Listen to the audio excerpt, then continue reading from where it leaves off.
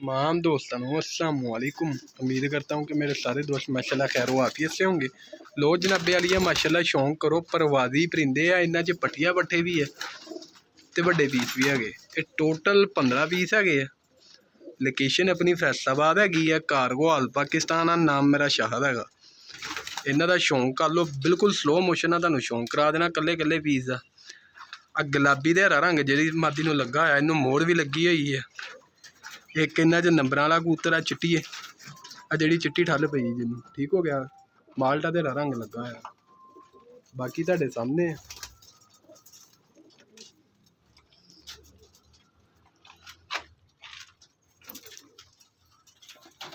मैं हुणी लैके आया सी, भरावां नूं शौक करा रहा। जिस भरा दी समझ होवे, ये सारे फड़े फड़ाए कबूतर है, इसे सीजन दे फड़े है।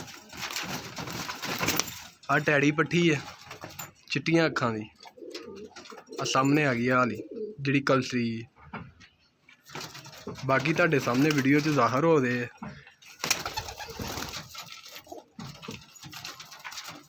रामपुरी कबूतर कल्ले कल्ले पीस का तुहानूं शौक करा देना। जिन्होंने भैया ने साडा यूट्यूब चैनल सबसक्राइब किया वो भी कर लें, नाल ही बैल बटन वह भी नोटिफिकेशन ऑन कर लो, ताकि जी नवी वीडियो लगे तुहानूं आसानी ना मिल सके। स्लेटी कबूतरां नूं काने साह वाला चाहे जोड़ियां च पा लो, है भी जोड़ियां वाला।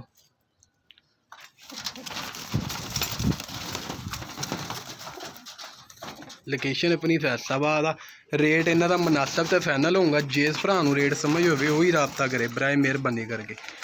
रेट इन्हां दा बिल्कुल फ्री वाला रेट है, 350 रुपये पर। रेट मुनासिब तो फाइनल है।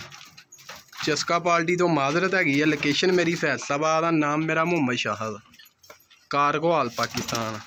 टोटल 15 पीस आ, है भी थोड़े पीस आ, है भी सुथरे आ, है फड़े फड़ाए आ। उम्मीद करदा कि भरावां ने शौक कर लिया होना। अल्लाह खैर करे। इंशाल्लाह फिर तुहाडी खिदमत च दोबारा हाज़र होऊंगा। इजाज़त चाहता हूँ। ओके जी, अल्लाह हाफिज़।